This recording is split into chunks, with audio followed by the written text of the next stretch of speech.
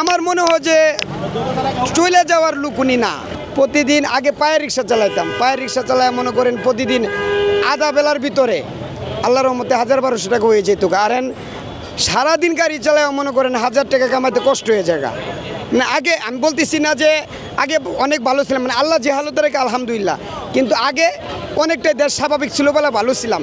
এখন আগের মতো এত একটা ইয়া নাই, কিন্তু আমি কিন্তু শুকরিয়া আদায় করতেছি আল্লাহ যে অবস্থা রাখে আলহামদুলিল্লাহ। আমি বাস্তবতার দিকে তাকায় বলতেছি যে এখন আগের মতো এতটা মানে ইজিভাবে অথবা ফ্রিভাবে আগের মতো চলতে পারতেছি না। শেখ হাসিনা আমি যেটা জানি আসলে উনি যে ট্যালেন্ট এবং উনি যে আপনার দক্ষশীল এবং প্রধানমন্ত্রী হিসাবে উনি যে আমাদের দেশের মধ্যে অথবা বিশ্বের মধ্যে উনি যে এরকম মানে আমরা যেটা জানি অনেক বুদ্ধিমতী এবং অনেক ভালো দেশ চালাইতে পারে, শিক্ষিত রাজনীতিবিদ হিসাবে অনেক ট্যালেন্ট, হ্যাঁ এটা জানি, ঠিক আছে। ওনার মধ্যে ট্যালেন্ট অন্য অন্য দলের লোকেরাও এটা স্বীকার করতো, অনেকজনের মুখে শুনতাম যে প্রধানমন্ত্রী শেখ হাসিনা অনেক ট্যালেন্ট ছিল।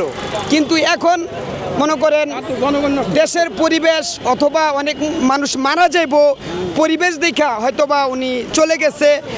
আমি তো আর জানি না, আমি আম মানুষ, আমার মনে হয় যে চলে যাওয়ার লোক উনি না, পালায় না এরকমই আমার মনে হয়। কিন্তু উনি তো পালায় যাওয়ার লোক না, বুঝতে পারছেন? কেন গেছে আল্লাহ ভালো জানে, কেন গেছে আল্লাহ ভালো জানে।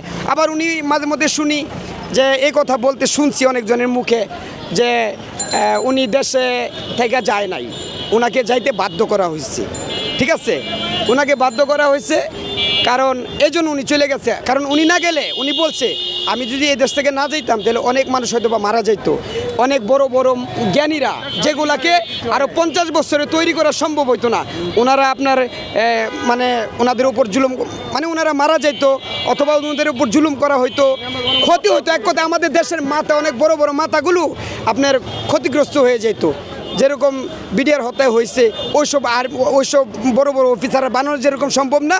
আর আমাদের প্রধানমন্ত্রী যে না যাইতো হয়তো বা অনেক বড় বড় শিক্ষিত মানুষরা মানে আপনার মারা যাইতে পারতো। ওই বিভিন্ন দিক চিন্তা করে বিবেচনা করে হয়তো উনি যাইতে বাধ্য হয়েছে।